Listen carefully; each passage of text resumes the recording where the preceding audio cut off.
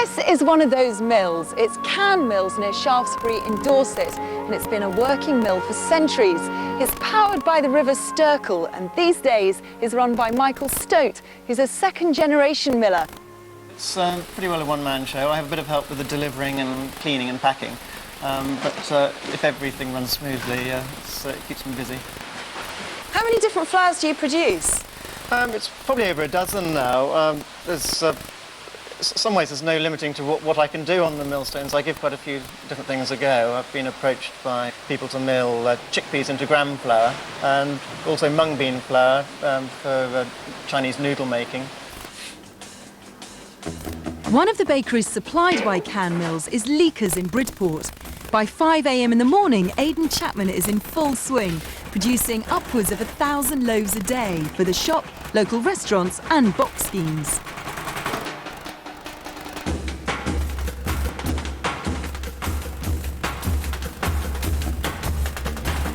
Well, this smells absolutely fantastic. It just makes you feel so hungry all the time. Aidan, how many different types of bread are you making today? Probably about between 40 and 50 different types of bread today. 50 different types, what would they be? You've got sourdoughs, which are yeast-free breads. You've got spelts, you've got rye. What's spelt? Spelt is an old ancient wheat which goes back to 12 BC, I believe. It's a wheat which people can eat with a wheat intolerance. This one here is a New York Deli rye, which is a mixture of rye flours, wheat flours and caraway seeds. So what time do you start? Last night I started at 1:30, but as a rule it's about midnight. And what time do you finish? It varies really, but I mean today hopefully about 8:30, 9 o'clock. It's quite frenetic, isn't it? It's a busy lifestyle, it's a busy lifestyle.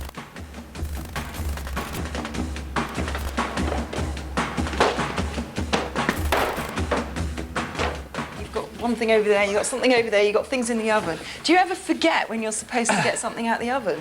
Occasionally it happens, it has been known. Oh no! Because for a plate, you can think of quite a lot of things at one time.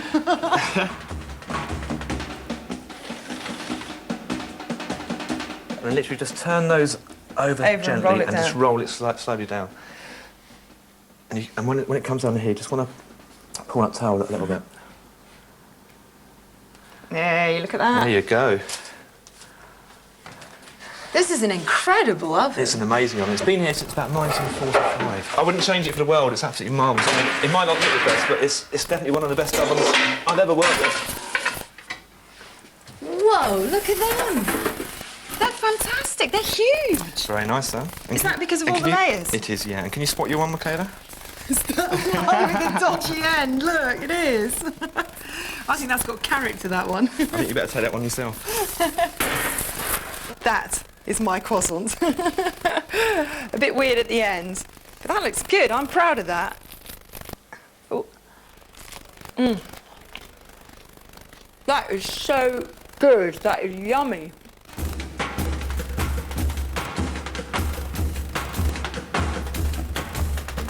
This is the Irish soda bread we're making. So what are the ingredients in there? It's wholemeal flour, white flour, oats, baking powder, oil, honey and milk. And we mix this very gently by hand, and that encourages a nice soft texture on the bread. A lot of people these days will actually mix it by machine and end up with a real solid loaf, whereas this is nice and fluffy when you break into it. Obviously it's good for the people with a yeast intolerance because there's no yeast in that. So if it hasn't got yeast, how does it rise? Because of the baking powder.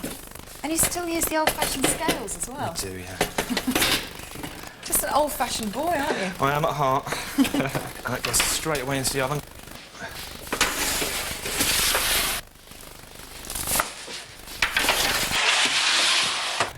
There we go, that's the last lot out of the oven.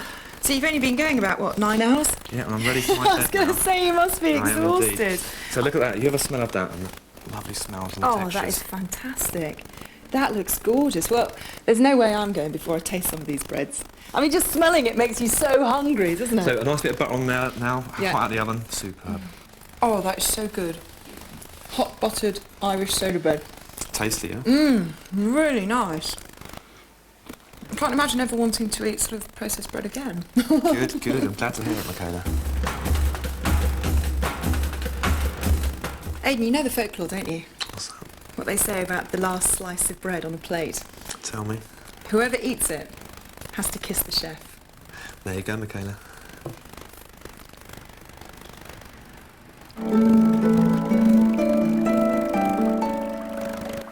Oysters are big business in this part of the world, as we'll be finding out later when Charlotte goes out to sea to catch some of them. But the boat she'll be in will be a modern one, not like these. These are the traditional oyster smacks of the Essex coast, sailing boats, and many of them have now been lovingly restored and turned into leisure craft. And John, you've brought quite a few of these boats back to life again, haven't you? Yes, I have, yes. At least 4. I've done 4 restorations, and I've been working on smacks since I left school. And what's so special to you about these boats then? Well, just they're part of my family, aren't they? Part of the tradition and just part of my heritage, so that I guess I've grown up with them and love the boats. And where do people find these boats these days? Well, then, they find them in various places. I mean, there's a wreck up in the end there, look, which isn't a smack, but it's an oyster bumpkin, or a small oyster dredging boat of about 20 feet long. And people dig these things up and then restore them. And what's the boat you're working on at the moment then? The boat I'm working on is the Puritan. Was built in 1894 at Brightlingsea, and I bought it in the 70s, and she's not quite finished, but we hope to have her out this summer. And if I wanted to dig up one of the old wrecks and restore it, how much do you think it would cost me? Well, of course, there again on the size of the boat, but I would think that you would have to find £100,000 for a moderate-sized boat. A lot of money. A lot of money. But then you've got a lot of boat. Well, as I mentioned a moment ago, Charlotte's going to be dredging for oysters later on with one of Mersey Island's oldest fishing families. All my ancestors have been in oysters for at least part of their living. And also still to come today, I'll be meeting campaigners who 10 years ago made headlines right across the world with their protests against the transportation of live animals. It was just something you didn't want to see, and you thought, well, that's not going through our town. And round about 12:20, we'll have the Countryfile weather forecast for the week ahead. But right now, it's time for our video diary, which this week follows the work of the Thoroughbred Rehabilitation Trust, which looks after racehorses once they've retired. Hello, my name's Carrie Humble, and I'm the director and founder of the Thoroughbred Rehabilitation Centre. We are the first charity in Europe dedicated solely to the welfare of failed and redundant thoroughbred ex-race horses.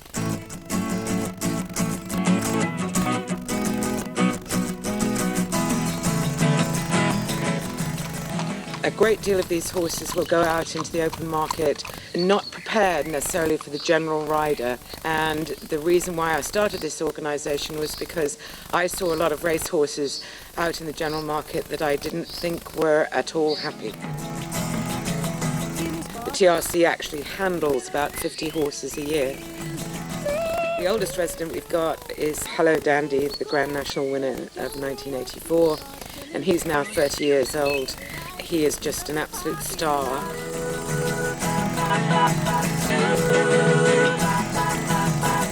We're getting in Baritone, a horse called Baz, and he's a 9-year-old bay gelding.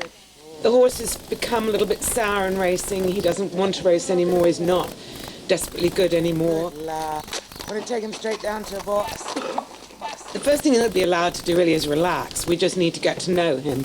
We're going to learn more about him, turning him out in the field, seeing how he behaves in groups, whether he's dominant, whether he's passive. The first thing that will be attended to are his teeth. We have to make sure the mouth is okay, and we have to make sure that his back is comfortable. So he will be seen by an equine physiotherapist. And what we're really looking to do is, before we start the work, to make him as comfortable as possible. Here I'm not a sausage factory at the other end of racing. What I'm trying to do is make sure that the horse is assessed properly and starts work when he's totally comfortable. Today we're working with Baz, starting him with a little bit of lunging, long reining, some pole work. These are the ABCs of starting the horse again. We can't return. We're trying to start slowing him down to say, no, life is just as good in the slow lane as the fast lane. Round and round in the circle again. Here he goes up on his first hack. Things are looking good. And they tell him, take your time, it won't be long now. We've brought Baz in this morning, and unfortunately he's lost 2 shoes on the near side. And let's just go over here and see if he'll oblige. We've got a very, very nasty injury, which makes us think that he's gotten caught up, good boy, in a fence. But that is a very nasty injury, and certainly he's not going to be worked for at least a week. Katrina Beattie is coming to try Baz this week. Katrina has had several horses from us. We're very pleased to be able to offer her another horse because Katrina would be the kind of person that we're really looking for. We're looking for riders that are very sensitive, very balanced, experienced at riding bloodstock, and I think Baz is a really nice personality, and I think that he'll get on very well with her. And the seasons, they go round and round, and the painted ponies go up and down. How does that feel? Not actually too bad, to be honest. Oh boy, I'm unfit, which doesn't help. We can't return, we can only look behind from where we came and go round and round and round in a circle again. This is the day that Baz is leaving. Good boy, Baz. The horse is watching this all going on. Thanks, Margaret. Right, so that's Baz loaded, and he loaded very well, and bless him, and we're always sad to see him go, but I think that'll work out, so job well done. Bye-bye, Baz. And there he goes. Baz, the retired racehorse, heading for a new home. Let's hope he settles in well. Now, the town of Brightlingsea on the Essex coast is a tranquil sort of place, where nothing much disrupts the pattern of daily life. An unlikely setting, you'd think, for mass demonstrations, sometimes violent. And yet, 10 years ago this month, Brightlingsea erupted in a storm of protest. I would have never have dreamt that I would have been a campaigner. The powers that be thought we were a bunch of hicks from the sticks and we'd put up with anything. A lot of people thought it was the NIMBY effect, the protests in this town. They're not in my backyard. In January 1995, the trade in live animals to the continent for slaughter was in big trouble. Due to public protests, ferry operators had started to refuse to carry the animals, so new ports had to be found. And one of them was Brightlingsea. Truckloads of livestock began trundling through the town on their way to the docks, and the Battle of Brightlingsea began. Residents, most of them middle-aged and middle-class, rose up against this trade and took to the streets in protest. At the height of the battle, hundreds of people every day tried to block the roads and were hauled away by the police. A lot of people were angry at the thought of this happening, but not everybody took direct action, did they? But, I mean, you did. Well, I came down on the Monday and the whole town seemed to be down here. I couldn't believe it. When you saw the sheep in the lorries, and that was it. I mean, their horns were caught round their bars and their feet were sticking out. And, you know, the crying of the sheep. It was just something you didn't want to see, and you thought, well, that's not going through our town. Did you get arrested? 3 times. So, I mean, what did your family think about that? Well, my husband's an MOD policeman, so first time I was arrested, they phoned him up at work and said she's in custody, and he went, oh my God, what's she done now? Anne, did you ever imagine that you'd be a protester? No. I mean, I'd always supported animal welfare. I'd written letters and made donations to different organisations, but never taken any active action. What about you, Lorraine? Had you ever taken part in a protest before? No, but I'd just retired and they told me I'd got to have a hobby, so I became a hooligan. And one night was the worst night, wasn't it, when they all came in that riot gear. and they all linked arms, and you saw these police coming. It was dark, and the lights were shining on the uniforms and the silver bands, and I remember standing in the road trembling, and I thought, I'm not going to move, I'm not going to move. Hundreds of townspeople were arrested, and many protesters claimed that, certainly in the early days, police tactics were heavy-handed. The local bobbies were suddenly seen as being far from friendly. It must have been a very difficult situation for the police. I mean, here we have a law-abiding little town suddenly protesting, taking to the streets. Yes, it was. It called for a particular style of policing.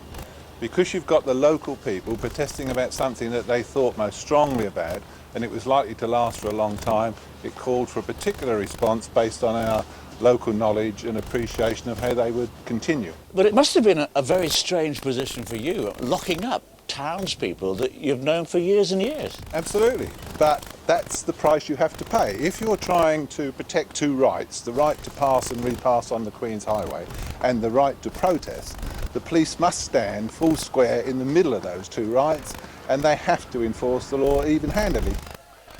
Cornelius Olivier was a local politician at the time, and day after day he was to be found in the thick of the protests. Well, you were a respected town councillor and you got arrested twice. That's right. A very traumatic experience for which I was widely applauded, fortunately, rather than reviled. And what happened to you? Because I had helped to organise the protest, I felt I had a moral responsibility to actually take the same risks as other people who were demonstrating against what was happening and resisting the police. And I was arrested for obstructing the highway and carried off by the police. And do you think there's been a long-term impact on the town? Yes, I believe so. I mean, I don't think you go through an experience that traumatic with so many people arrested. I mean, there were nearly 600 arrests. Over 400 local people were arrested. Something like 1 in 20 of the adult population in the town was arrested by the police. Now, something as stressful as that is bound to alter people's attitudes. One of the lasting connections 10 years on is that the action group Breitling Sea Against Live Exports still meets every week to raise money for animal charities, and they presented the man who was in charge of the policing with a special memento. It was a very, very English affair.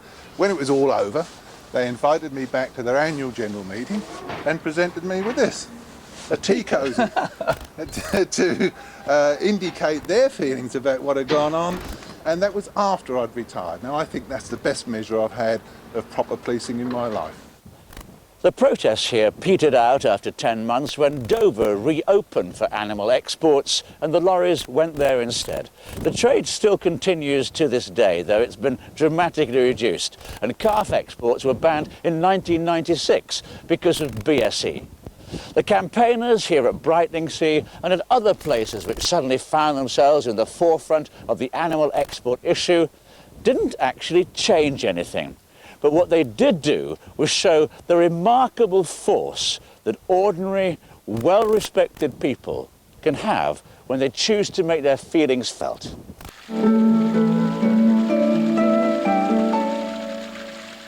Adventure sports are getting more and more popular, but there's one that will never catch on in this part of Essex because it involves hills. It's mountain boarding, a kind of cross between snowboarding and skateboarding, and it's already a big hit in the United States where it started. Now it's getting more and more popular in the UK, and it's also giving farmers an unusual way of diversifying.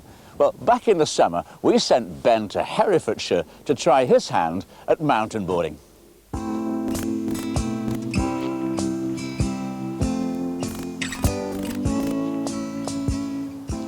You can't beat the tranquility of the English countryside. Yet here in Herefordshire, just over the hill there, there's a whole host of people getting an adrenaline rush.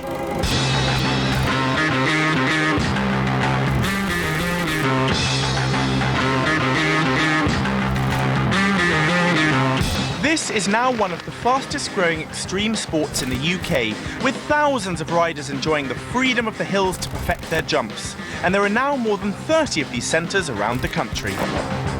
It is a sport for everybody. There's an element that everybody can have a go at. You can see kids as young as 7 picking it up and starting to get on with it. I've seen 55-year-olds riding down a hill, no problem.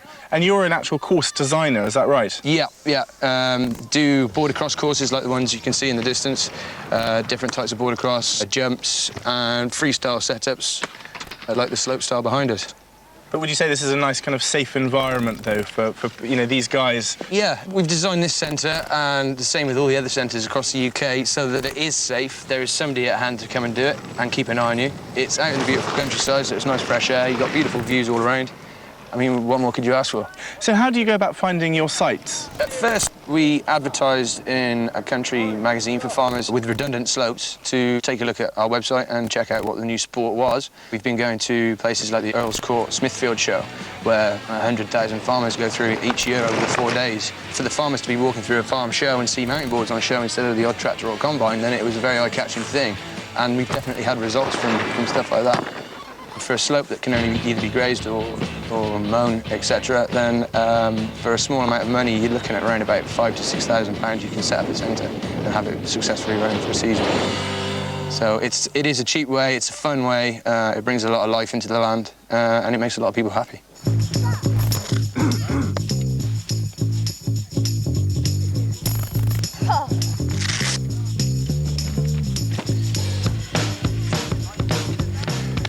Right, now it's my turn. All of you are going to start from this pole here, and we're then going to head down and try, if you can, to do a power slide, stopping within the boxes. So once you get to the blue poles, you can start doing a power slide. Once you get to the red poles, you're going to try and stop within those. Does that make sense? Yeah?